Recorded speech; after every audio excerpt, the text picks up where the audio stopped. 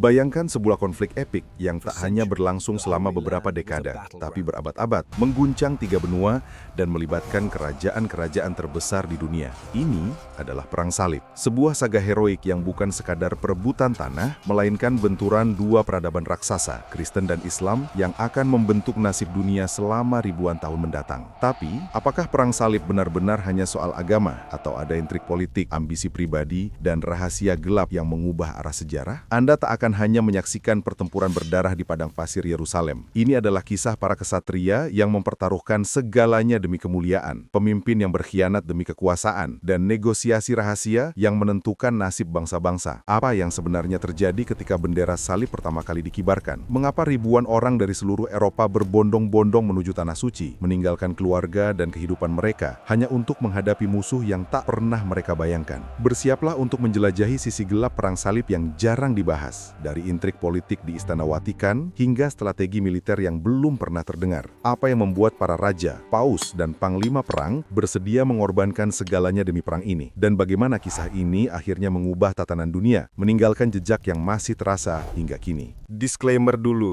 semua gambar yang ada di video ini hanya ilustrasi saja. Video ini dibuat sebagai bentuk edukasi untuk semua umur. Jadi silahkan tonton video ini hingga akhir, supaya kalian tahu fakta dan kebenaran yang terjadi di tragedi Perang Salib.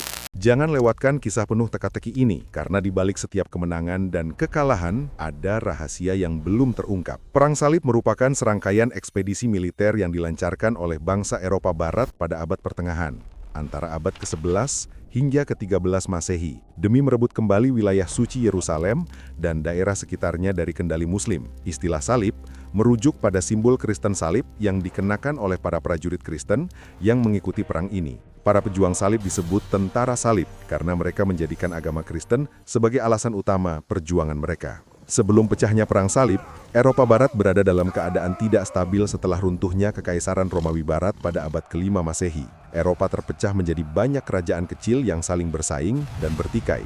Di sisi lain, dunia Muslim terutama di Timur Tengah sedang berada di puncak kejayaannya. Kekhalifahan Umayyah dan Abbasiyah berhasil menyatukan banyak wilayah, termasuk Yerusalem yang dianggap suci oleh umat Islam, Kristen, dan Yahudi. Sementara itu, Kekaisaran Bizantium di timur yang masih bertahan setelah jatuhnya Romawi Barat mengalami tekanan dari ekspansi Muslim di wilayah Anatolia dan Palestina. Kekaisaran Bizantium meminta bantuan militer dari Eropa Barat untuk mempertahankan wilayah-wilayah Kristen dari ancaman kaum Muslimin. Perang Salib bukan hanya perang politik dan militer, tapi juga perang keagamaan. Agama Kristen pada saat itu memainkan peranan penting dalam kehidupan sehari-hari masyarakat Eropa. Gereja Katolik Roma yang dipimpin oleh Paus memiliki otoritas sangat besar baik secara spiritual maupun temporal. Paus Urbanus II adalah tokoh kunci yang memulai Perang Salib pertama pada tahun 1095 dengan seruannya yang terkenal dalam Konsili Clermont. Di sana, ia meminta umat Kristen untuk mengambil bagian dalam Perang Suci melawan Muslim guna merebut kembali kota Yerusalem. Di sisi lain, agama Islam juga memainkan peranan sentral dalam kehidupan masyarakat Muslim di Timur Tengah. Yerusalem adalah kota suci bagi umat Islam, karena di sanalah Nabi Muhammad SAW melakukan perjalanan malam, yaitu Isra Mi'raj sebelum naik ke langit. Sehingga ketika tentara salib mulai merangsek ke wilayah Timur Tengah, perang ini juga dipandang sebagai perjuangan agama oleh pihak Muslim. Meskipun agama menjadi alasan utama, ada juga faktor politik dan ekonomi yang tak bisa diabaikan. Banyak bangsawan dan raja Eropa yang melihat Perang Salib sebagai kesempatan untuk memperluas wilayah kekuasaan mereka, mendapatkan harta rampasan, serta memperkuat pengaruh politik mereka di Eropa maupun Timur Tengah. Di samping itu, para pedagang dari kota-kota pelabuhan di Italia seperti Venesia dan Genoa memandang Perang Salib sebagai peluang untuk memperluas jaringan perdagangan mereka dengan dunia timur. Di sana, ia meminta umat Kristen untuk mengambil bagian dalam Perang Suci melawan Muslim guna merebut kembali kota Yerusalem. Di sisi lain,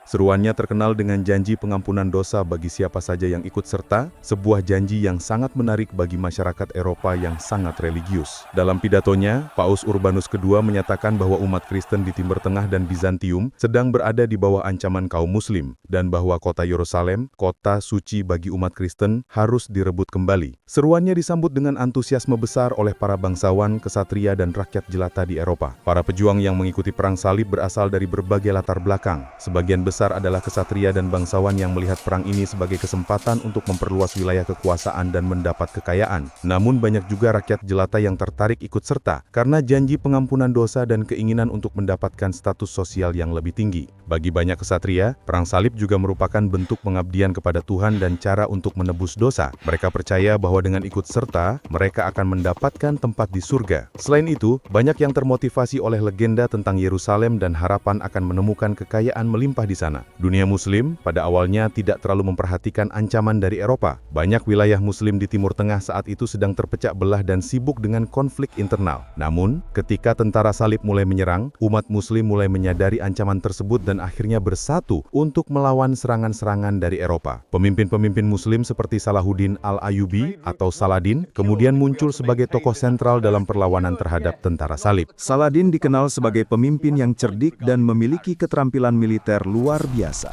Di bawah kepemimpinannya, umat Muslim berhasil merebut kembali kota Yerusalem dari tangan tentara salib pada tahun 1187. Perang salib pertama adalah ekspedisi pertama yang diluncurkan oleh Eropa Barat untuk merebut kembali tanah suci dari kekuasaan kaum muslimin. Seruan Paus Urbanus II dalam Konsili Clermont pada tahun 1065 memberikan motivasi besar bagi banyak orang Eropa untuk ikut serta dalam perang ini. Meskipun latar belakang religius menjadi alasan utama, berbagai faktor politik, ekonomi, dan sosial juga mendorong ribuan kesatria, petani, dan rakyat jelata untuk bergabung. Sebelum tentara salib meninggalkan Eropa, wilayah-wilayah seperti Perancis, Jerman, dan Italia sedang mengalami ketidakstabilan ekonomi dan politik. Konflik internal antara para bangsawan, raja, dan gereja menciptakan suasana tegang yang memicu dukungan luas terhadap kampanye militer ke Timur Tengah. Selain itu, adanya laporan tentang penganiayaan terhadap umat Kristen di Tanah Suci oleh kekuatan Muslim membuat seruan perang Paus lebih meyakinkan di mata orang Eropa. Setelah Konsili Clermont, banyak kesatria, bangsawan, dan orang awam mulai mempersiapkan diri untuk perjalanan jauh ke Yerusalem. Persiapan ini mencakup penggalangan dana, pelatihan militer, dan pengorganisasian pasukan. Banyak kesatria menjual tanah atau mencari sponsor untuk membiayai perjalanan mereka, sementara yang lain berusaha memperoleh perlengkapan dan persenjataan yang memadai. Namun tidak semua yang mengikuti perang salib adalah prajurit yang terlatih. Ribuan petani dan rakyat miskin yang kemudian dikenal sebagai perang salib juga ikut bergabung. Dipimpin oleh pemimpin karismatik seperti Petrus Pertapa, mereka memulai perjalanan ke Timur Tengah tanpa persiapan yang cukup, baik dari segi persenjataan maupun strategi militer. Pada musim semi tahun 1096, gelombang pertama tentara salib yang sebagian besar terdiri dari rakyat biasa mulai bergerak menuju Konstantinopel, ibu kota Kekaisaran Bizantium. Kekaisaran Bizantium pada awalnya memberikan bantuan logistik kepada mereka, namun kemudian menjadi khawatir dengan jumlah besar orang-orang tak terlatih yang tiba di perbatasan mereka. Perang salib rakyat adalah salah satu bagian awal dari perang salib pertama. Namun, kampanye ini segera berubah menjadi bencana. Ribuan petani yang tidak terlatih menghadapi berbagai kesulitan sepanjang perjalanan, termasuk serangan dari penduduk lokal, kelaparan, dan penyakit. Ketika mereka tiba di wilayah Bizantium, banyak yang tewas atau menjadi korban kekerasan. Di bawah pimpinan Petrus Pertapa dan Walter Sans Avoyr, para pejuang rakyat ini akhirnya mencapai Anatolia. Namun mereka tidak siap menghadapi pasukan kaum muslimin yang lebih terorganisir. Tentara muslim di wilayah tersebut dengan mudah mengalahkan mereka, menewaskan sebagian besar dari mereka. Ini menandai kegagalan pertama dari upaya perang salib yang kemudian diikuti oleh kampanye yang lebih terorganisir oleh para kesatria dan bangsawan. Setelah kegagalan perang salib, gelombang kedua tentara salib yang lebih terorganisir dan terdiri dari kesatria serta bangsawan dari beberapa kerajaan di Eropa memulai perjalanan mereka ke Timur Tengah. Dipimpin oleh tokoh-tokoh penting seperti Godfrey dari Bouillon, Raymond keempat dari Toulouse, Bohemond dari Taranto, dan Baldwin dari Boulogne, pasukan ini lebih disiplin dan memiliki tujuan yang jelas. Tentara ini bergerak menuju Konstantinopel, di mana mereka bernegosiasi dengan Kaisar Alexios I dari Bizantium. Alexios meminta agar tanah-tanah yang direbut oleh tentara salib nantinya dikembalikan ke Kekaisaran Bizantium, suatu perjanjian yang disepakati oleh para pemimpin salib meskipun kemudian diabaikan. Pertempuran besar pertama yang dihadapi oleh tentara salib adalah penggempuran kota Nicea pada tahun 1097. Kota ini terletak di Anatolia dan dikuasai oleh Kekhalifahan Seljuk yang dipimpin oleh Kilij Arslan. Tentara salib, dengan bantuan Bizantium, mengepung kota tersebut dan melakukan serangan terkoordinasi. Kilij Arslan yang meremehkan kekuatan tentara salib setelah kekalahan perang salib tidak mempersiapkan pertahanan yang kuat. Namun ketika ia mencoba mengirim bantuan, tentara salib berhasil memukul mundur pasukan Seljuk dan mengepung kota dari segala arah. Akhirnya pada bulan Juni tahun 1097, Nicea menyerah kepada Bizantium yang segera mengambil alih kota tersebut. Setelah merebut Nicea, tentara salib melanjutkan perjalanan mereka ke Yerusalem. Kemudian pada bulan Juli tahun 1097, mereka dihadang oleh pasukan Seljuk dalam pertempuran Dorylaeum. Pertempuran ini merupakan salah satu yang paling dramatis dalam Perang Salib pertama. Pasukan Seljuk menyerang tentara salib dengan taktik hit and run yang ganas, mencoba menghancurkan moral mereka. Namun, tentara salib berhasil bertahan dan melakukan serangan balik yang terkoordinasi, yang akhirnya memaksa pasukan Seljuk mundur. Kemenangan ini membuka jalan bagi tentara salib untuk melanjutkan perjalanan mereka melalui Anatolia menuju Levant. Salah satu peristiwa paling penting dalam Perang Salib pertama adalah penggempuran Antioquia, yang berlangsung dari Oktober 1097 hingga Juni 1098. Antioquia adalah kota besar yang strategis di wilayah Levant, dan menguasainya akan memberikan keuntungan besar bagi tentara salib dalam perjalanan mereka menuju Yerusalem. Penggempuran ini sangat sulit dan berlangsung selama berbulan-bulan. Tentara salib menghadapi kelaparan, penyakit, dan kurangnya pasokan. Banyak prajurit yang mulai kehilangan semangat. Namun, melalui pengkhianatan dari dalam tembok kota, tentara salib akhirnya berhasil masuk ke Antioquia pada bulan Juni tahun 1098. Namun begitu mereka merebut kota, mereka harus menghadapi serangan balasan dari pasukan kaum muslimin yang datang untuk merebut kembali kota itu. Tentara salib yang hampir hancur karena kelaparan dan kelelahan, berhasil bertahan berkat apa yang mereka yakini sebagai mukjizat, penemuan tombak suci yang dianggap sebagai senjata yang menusuk tubuh Yesus di kayu salib. Dengan semangat baru, mereka berhasil mengalahkan pasukan muslim dan mempertahankan kota tersebut. Setelah merebut Antioquia, tujuan akhir tentara salib adalah Yerusalem. Pada awal tahun 1099, tentara salib bergerak menuju kota suci itu, yang saat itu berada di bawah kendali kekhalifahan Fatimiyah. Tentara salib mengepung kota selama beberapa minggu, menghadapi perlawanan sengit dari pasukan kaum muslimin yang mempertahankan Yerusalem. Kemudian, pada bulan Juli tahun 1099, tentara salib berhasil menembus tembok Yerusalem dan merebut kota tersebut. Perebutan Yerusalem diwarnai dengan pembantaian besar-besaran terhadap penduduk Muslim dan Yahudi yang mengakibatkan ribuan korban jiwa. Kota suci itu akhirnya jatuh ke tangan tentara salib yang kemudian mendirikan kerajaan Yerusalem sebagai pusat kekuasaan Kristen di wilayah tersebut. Kemenangan telak dalam merebut Yerusalem menandai akhir dari Perang Salib pertama. Meskipun mereka berhasil mencapai tujuan utama,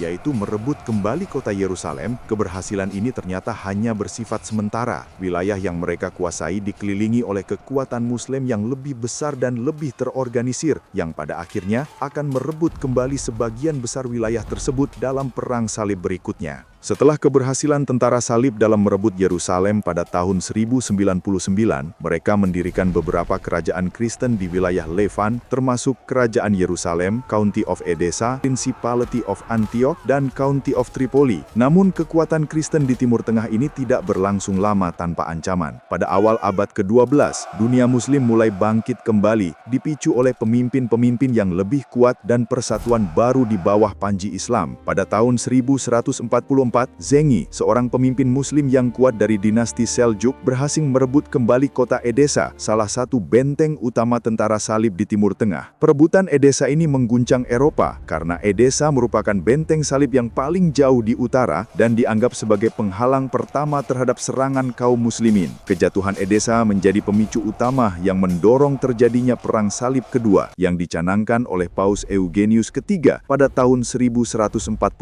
Seperti Perang Salib pertama, Perang Salib kedua juga dimulai dengan seruan dari Paus. Paus Eugenius III mengeluarkan bula kepausan yang disebut Quantum Praedecessors, yang menyerukan kepada umat Kristen di Eropa untuk mempersiapkan perang suci melawan kaum muslimin, guna merebut kembali Edessa dan melindungi kerajaan-kerajaan Kristen di Timur Tengah. Seruan ini mendapat dukungan dari banyak tokoh penting di Eropa, termasuk Raja Louis VII dari Prancis dan Kaisar Konrad III dari Kekaisaran Romawi Suci. Paus Eugenius III juga meminta Bernard dari Clairvaux Clairvaux, seorang biarawan dan teolog terkenal untuk menyebarkan seruan perang di seluruh Eropa. Bernard, dengan retorikanya yang memukau, berhasil menginspirasi ribuan kesatria dan rakyat jelata untuk bergabung dalam perang suci ini. Dengan cepat, tentara-tentara dari Prancis, Jerman, dan berbagai wilayah lain di Eropa mulai berkumpul untuk memulai perjalanan menuju Timur Tengah. Perang Salib Kedua berbeda dengan yang pertama karena keterlibatan langsung dari dua raja besar Eropa, Raja Louis ke-7 dari Prancis dan Kaisar Konrad ke-3 dari Jerman. Keterlibatan mereka memberi legitimasi yang lebih besar pada Perang Salib Kedua dan diharapkan mampu menggalang kekuatan yang lebih besar serta lebih terorganisir daripada kampanye sebelumnya. Raja Louis ke-7 adalah penguasa Prancis yang sangat religius, dan ia merasa bahwa keikutsertaannya dalam Perang Salib adalah bentuk pengabdiannya kepada Tuhan. Sementara itu, Kaisar Konrad ke-3 sebagai pemimpin Kekaisaran Romawi Suci memimpin pasukan Jerman dalam upaya untuk memperluas pengaruhnya dan melindungi kepentingan Kristen di Timur Tengah. Namun, meskipun kedua raja besar ini memimpin tentara salib, koordinasi antara pasukan mereka seringkali kurang baik. Perbedaan strategi dan ketidakcocokan dalam kepemimpinan menyebabkan beberapa pertempuran besar menjadi gagal, yang akan menjadi salah satu alasan utama kegagalan Perang Salib Kedua. Tentara salib yang dipimpin oleh Louis ke-7 dan Konrad ke-3 memutuskan untuk mengambil rute darat menuju Timur Tengah. Mereka melewati Anatolia, wilayah yang dikuasai oleh Kekaisaran Bizantium. Kaisar Bizantium saat itu, Manuel I Komnenos, menyambut tentara salib meskipun ia juga khawatir dengan keberadaan pasukan besar Eropa di wilayahnya. Pasukan Konrad ke-3 adalah yang pertama bergerak melalui Anatolia. Namun mereka segera menghadapi kesulitan. Tentara Seljuk yang menguasai wilayah Anatolia menggunakan taktik serangan gerilya untuk mengganggu pasukan dari Jerman. Dengan kurangnya persiapan dan minimnya pengetahuan tentang medan, pasukan Konrad mengalami kekalahan besar dalam pertempuran Dorilayum pada tahun 1147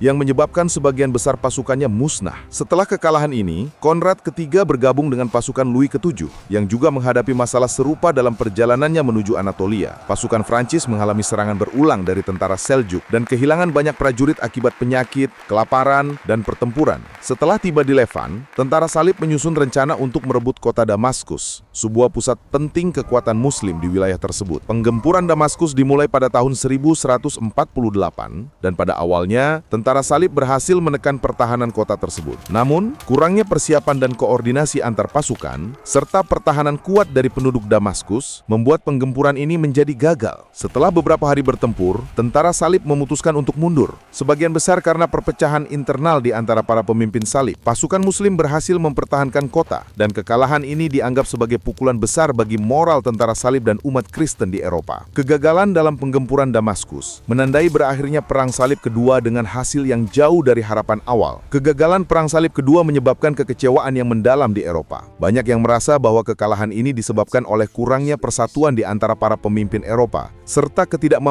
untuk berkoordinasi dengan baik di medan perang. Selain itu, hubungan antara Eropa dan Bizantium juga semakin memburuk setelah perang ini, karena banyak tentara salib yang merasa bahwa Kekaisaran Bizantium tidak memberikan dukungan yang memadai dalam kampanye ini. Kegagalan ini juga memberi semangat bagi kekuatan Muslim di Timur Tengah, yang melihat bahwa tentara salib tidak sekuat yang mereka kira. Ini membuka jalan bagi kebangkitan pemimpin-pemimpin Muslim yang lebih kuat, seperti Nur ad-Din dan kemudian Salahuddin al-Ayyubi, yang akan memainkan peran penting dalam Perang Salib berikutnya. Bernard dari Clairvaux, yang telah menjadi salah satu pendorong utama Perang Salib Kedua, sangat kecewa dengan hasilnya. Namun, ia berusaha menghibur umat Kristen dengan menyatakan bahwa kekalahan ini adalah ujian dari Tuhan, dan bahwa mereka harus memperkuat iman mereka. Bernard juga menulis sejumlah surat dan khotbah yang menyalahkan dosa-dosa umat Kristen sebagai penyebab kekalahan, dengan harapan bahwa umat Kristen akan belajar dari kegagalan ini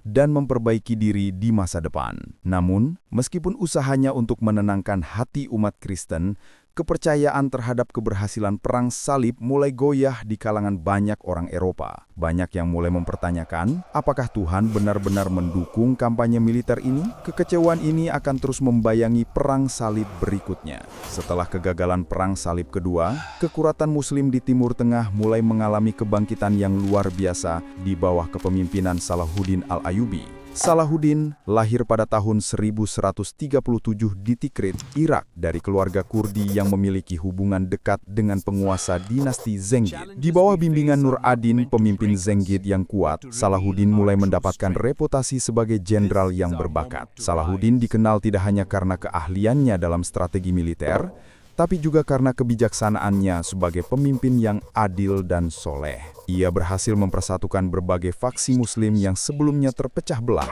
termasuk dinasti Fatimiyah di Mesir, serta berbagai suku Arab dan kekuatan Muslim lainnya di Suriah dan Irak. Persatuan ini memberinya kekuatan besar untuk melawan kerajaan-kerajaan salib di wilayah Levan. Kebangkitan Salahuddin menandai titik balik dalam perjuangan Muslim untuk merebut kembali Tanah Suci, yang pada akhirnya memicu Perang Salib Ketiga. Salah satu peristiwa paling penting yang menjadi pemicu Perang Salib Ketiga adalah Pertempuran Hattin pada tahun 1187. Pertempuran ini terjadi ketika Salahuddin memutuskan untuk menyerang kerajaan Yerusalem, kerajaan Kristen yang didirikan setelah Perang Salib Pertama. Tentara Kristen yang dipimpin oleh Raja Gai dari Lusignan melakukan kesalahan besar dengan menyerang tentara Muslim di dataran yang kering dan panas dekat Tiberias. Salahuddin menggunakan taktik cerdik dengan memotong jalur pasokan air tentara salib, membuat mereka kehausan dan kelelahan sebelum pertempuran dimulai. Pertempuran Hattin berakhir dengan kemenangan mutlak bagi Salahuddin. Sebagian besar tentara salib tewas atau ditangkap, dan salib sejati sebagai simbol paling suci bagi umat Kristen berhasil direbut oleh Salahuddin. Kemenangan ini membuka jalan bagi Salahuddin untuk merebut Yerusalem, yang jatuh ke tangannya hanya beberapa bulan setelah pertempuran Hattin. Setelah kemenangannya di Hattin, Salahuddin segera melancarkan pengepungan terhadap Yerusalem.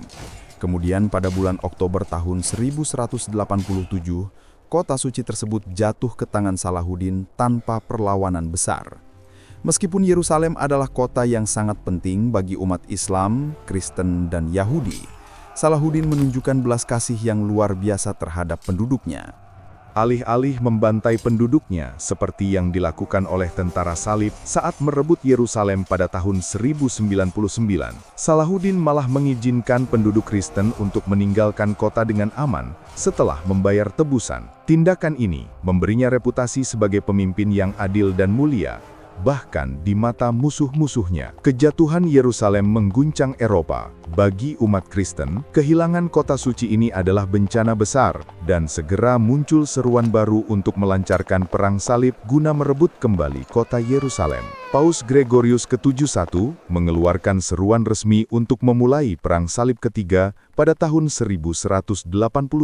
Perang Salib Ketiga didukung oleh beberapa penguasa paling kuat di Eropa, termasuk Raja Richard pertama dari Inggris, Kaisar Frederick Barbarossa dari Jerman, dan Raja Philip II dari Prancis. Ketiga pemimpin ini memiliki ambisi besar untuk merebut kembali Yerusalem dan memulihkan kerajaan-kerajaan Kristen di Timur Tengah. Kaisar Frederick Barbarossa adalah yang pertama bergerak memimpin pasukan besar dari Jerman melalui Anatolia. Namun, perjalanannya berakhir tragis ketika ia tenggelam di Sungai Salef pada tahun 1190 sebelum mencapai Tanah Suci. Kematian Frederick menyebabkan pasukannya tercerai-berai, dan hanya sebagian kecil yang berhasil melanjutkan perjalanan ke Timur Tengah. Sementara itu, Raja Richard dan Raja Philip II memilih rute laut untuk mencapai wilayah salib. Mereka tiba di Tanah Suci pada tahun 1191 dan segera terlibat dalam serangkaian pertempuran dengan pasukan Salahuddin. Salah satu pertempuran terbesar dalam Perang Salib Ketiga adalah Pengepungan Acre, yang dimulai pada tahun 1189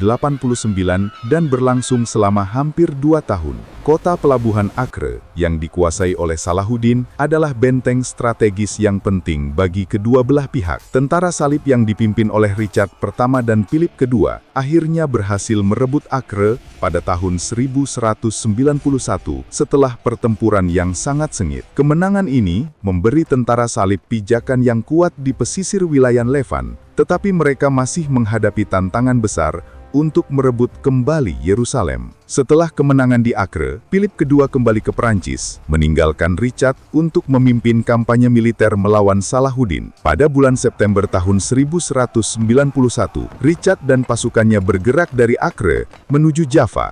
sebuah kota penting di pesisir yang merupakan gerbang menuju Yerusalem. Dalam perjalanan mereka disergap oleh pasukan Salahuddin di pertempuran Arsuf. Pertempuran ini merupakan salah satu kemenangan besar bagi Richard dengan julukan Singa Hati. Meskipun Salahuddin melancarkan serangan habis-habisan, pasukan Richard berhasil memukul mundur tentara Muslim dan melanjutkan perjalanan mereka ke wilayah Jaffa. Kemenangan ini meningkatkan moral tentara salib dan memberi mereka harapan untuk merebut kembali Yerusalem. Meskipun Richard berhasil mencapai Jaffa dan memperoleh sejumlah kemenangan melawan Salahuddin, merebut kembali Yerusalem terbukti lebih sulit dari yang diperkirakan. Salahuddin memperkuat pertahanan kota, sementara pasukan Richard mulai kelelahan dan kekurangan pasokan. Kedua pihak akhirnya memutuskan untuk bernegosiasi. Pada bulan September tahun 1192, Richard dan Salahuddin menyetujui sebuah perjanjian yang dikenal sebagai Perjanjian Jaffa. Dalam perjanjian ini, Salahuddin tetap mempertahankan kendali atas Yerusalem, tetapi umat Kristen diizinkan untuk berziarah ke kota suci tersebut tanpa gangguan. Selain itu, kota-kota pesisir seperti Jaffa dan Acre tetap berada di tangan tentara salib. Meskipun perang salib ketiga gagal merebut kembali Yerusalem, perjanjian ini menciptakan stabilitas sementara di wilayah tersebut dan memungkinkan umat Kristen dan Muslim untuk hidup berdampingan dan hidup dalam perdamaian. Masih banyak orang yang tidak tahu tentang rahasia kebenaran dan fakta tentang perang salib ini.